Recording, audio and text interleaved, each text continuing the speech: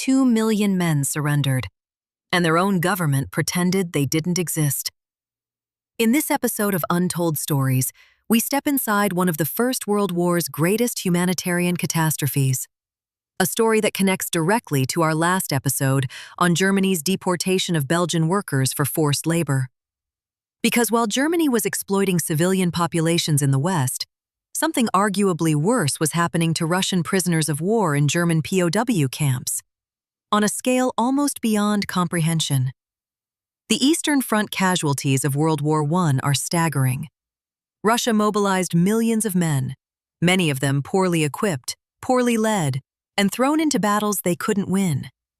And when those battles turned to disaster, the surrenders came in waves.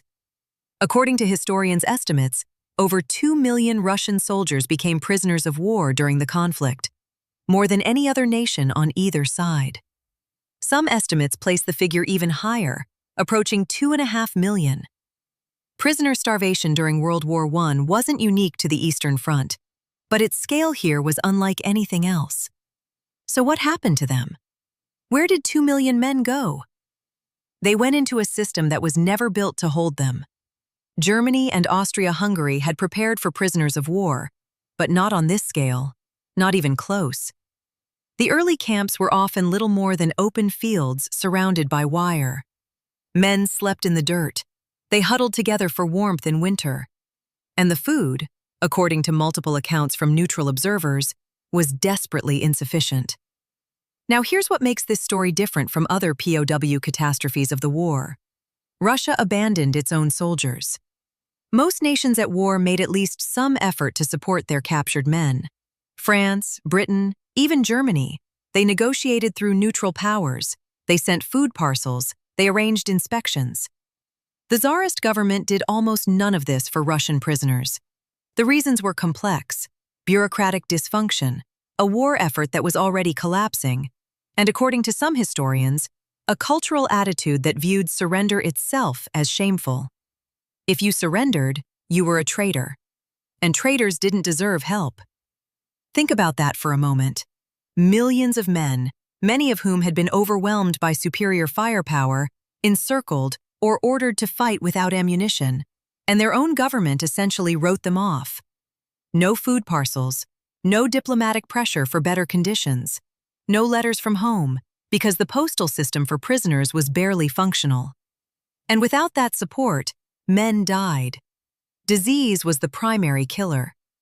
Typhus swept through overcrowded barracks where men were packed together with no sanitation.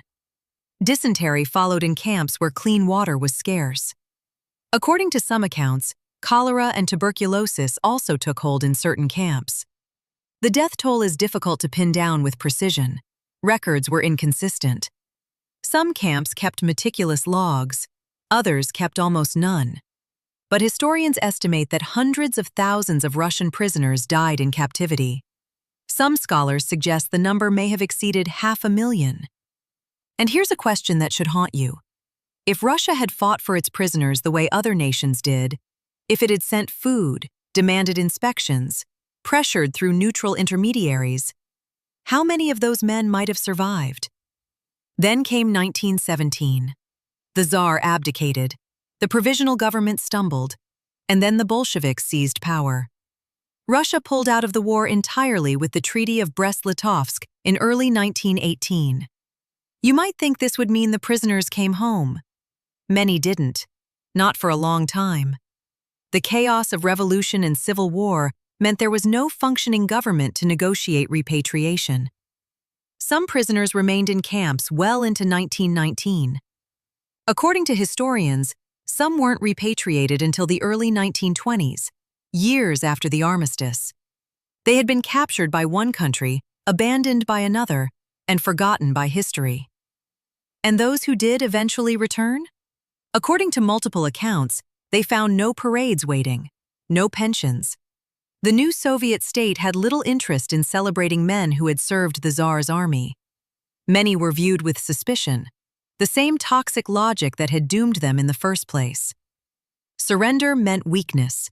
Weakness meant disloyalty. These men had survived years of captivity, starvation, and disease. only to come home to a country that didn't want to acknowledge they existed. Today, there is remarkably little public memory of this catastrophe. No widely known memorial marks the suffering of over 2 million Russian prisoners of war during the First World War. Their story sits in the shadow of later horrors: the Russian Civil War, the famines, the Second World War, each new tragedy burying the one before it. But the numbers don't lie. Hundreds of thousands of men, fathers, sons, brothers, died not because an enemy was uniquely cruel, though conditions were brutal. They died because their own government decided they weren't worth saving. That is the story of Russia's abandoned soldiers, and it remains one of the First World War's most devastating and least remembered tragedies. Next time, we tell the story of Billy Mitchell, widely regarded as one of America's most important combat pilots, a man who warned that enemy aircraft could one day strike American naval bases, decades before it happened. According to the historical record, his reward was a court-martial. Subscribe. We uncover a forgotten story from World War I multiple times a week,